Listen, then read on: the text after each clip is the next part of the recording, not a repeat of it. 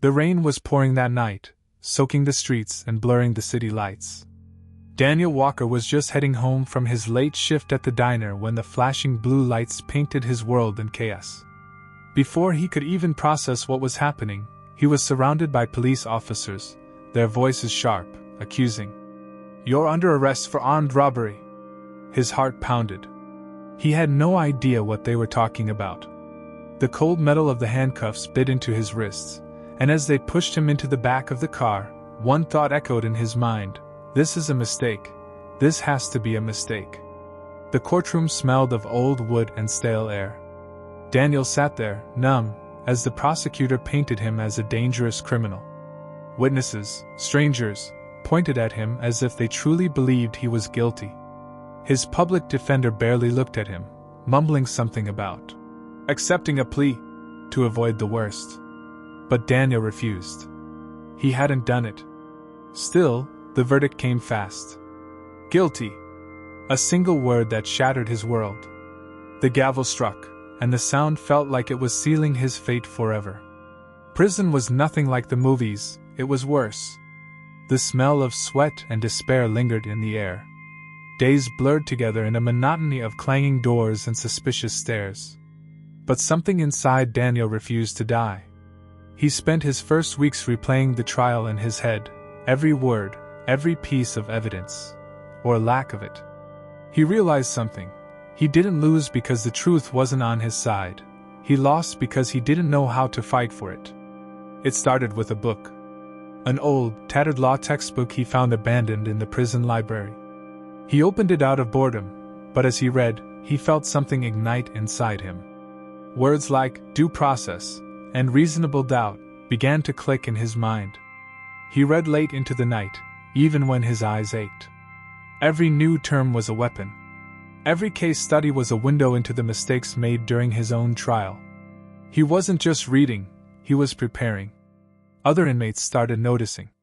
They'd come to him with questions about their cases, and Daniel found himself explaining, advising, even writing letters for them.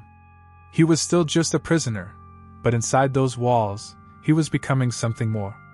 Every day, he grew sharper, more confident. His own appeal was coming, and this time, he wouldn't walk in blind. He would be his own voice.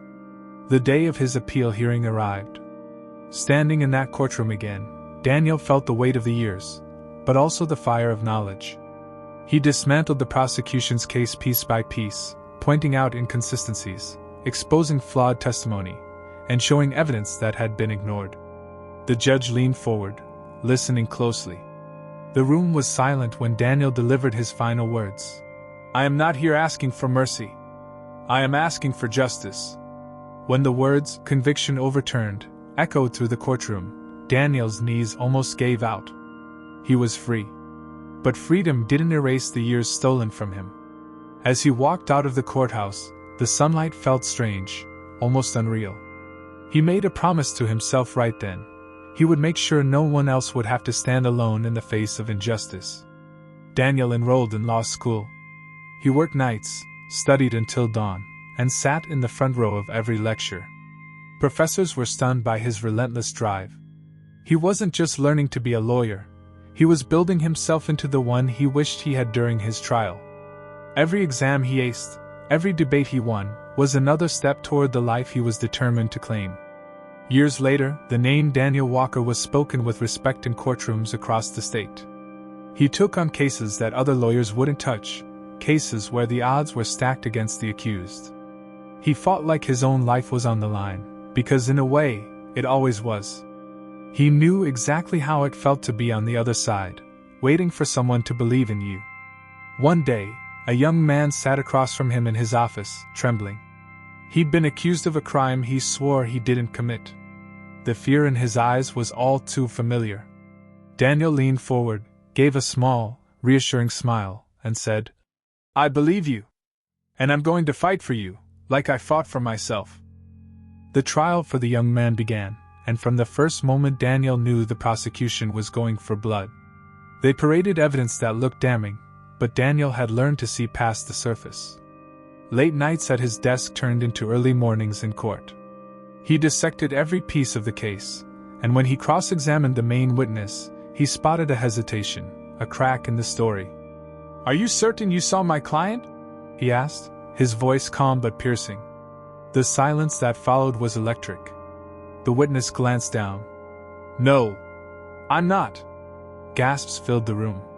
But winning cases wasn't always clean.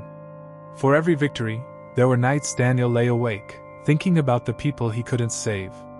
The weight of those losses was heavier than prison walls. He started visiting correctional facilities, speaking to inmates who had no hope. He told them his story, not to give them false promises, but to show them that knowledge could be their key. Some listened with fire in their eyes, others were too broken to believe. The media caught wind of Daniel's rise. News outlets told the story of the ex-prisoner who became a champion for the wrongly accused. Offers came pouring in, from TV appearances to lucrative law firm positions. But Daniel turned down most of them. Fame was never the goal. He didn't want to be a celebrity lawyer. He wanted to be the one you called when you thought the world had forgotten you. One case changed everything. A mother of 2 was facing life in prison for a crime committed by someone else. The evidence was almost airtight against her. Daniel's friends warned him, "This one will ruin you if you lose." But Daniel remembered his own trial, the hopelessness of knowing the truth but being powerless to prove it. "If we don't take risks for justice," he told them, "then what's the point of being a lawyer?" In court, the prosecution was ruthless. But Daniel was patient. He waited until the perfect moment to reveal a piece of overlooked security footage, blurry, grainy, but enough to prove his client wasn't at the scene. The jury's faces shifted. The prosecutor's confidence wavered. When the verdict of not guilty was read, the woman collapsed into tears, clutching Daniel's hands. "You saved my life," she whispered. But Daniel just shook his head. "No," he said. "You saved mine, years ago, when I decided to fight." That victory came at a cost. The prosecutor from that case launched an investigation into Daniel's past, digging for any mistake to discredit him. Whispers began in the legal community. Was Daniel truly the hero the media portrayed, or just another man playing the system? Daniel knew the truth, but public doubt was dangerous. He would have to face his past again, not in shame, but with the same courage he'd found behind prison bars. When the investigation hearing came, Daniel didn't just defend himself, he laid his story bare. He spoke of the night he was arrested, the years in prison, the law books in his cell. He admitted his mistakes in life, but stood firm on one truth.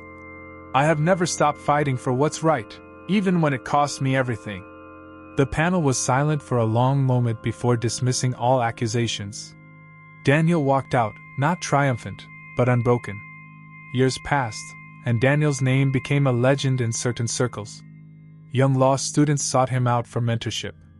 He taught them not just the technicalities of the law, but the humanity behind it. "Your client isn't just a case number," he'd tell them. "They're a life. And if you forget that, you've already lost." One night, Daniel received a letter with no return address. Inside was a single sentence. "Because of you, I got my appeal, and I'm free." He didn't know who it was from. It could have been one of the inmates he'd advised years ago, or someone he'd never even met.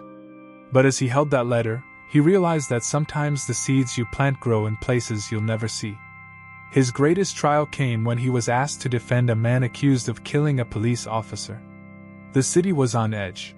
Protests erupted outside the courthouse. It was the kind of case that could destroy a career. But Daniel saw the holes in the evidence, the inconsistencies everyone else ignored. The night before the trial, he sat in his office, staring at the stacks of files. He thought of the life he'd built, the battles he'd fought. And he knew, this was why he became a lawyer, not for safety, not for comfort, but for the fight. Life has a way of testing us in the moments we least expect. Daniel's story is a reminder that sometimes the world will label you, judge you, and even lock you away, not just in a cell, but in a place where hope feels unreachable. Yet, within those walls, he discovered something unshakable. Knowledge is power, and perseverance is the key that can open even the heaviest doors. It's easy to believe that our circumstances define us, but Daniel proved the opposite. He showed that no matter how unfair life is, no matter how deep the pit may seem, there's always a way to climb out. You don't need to start with everything, you just need to start with something. A single step. A single page. A single decision to fight for yourself when no one else will. His journey from prisoner to lawyer wasn't just about changing his own life. It was about becoming the voice for those who had been silenced, the shield for those who had been abandoned.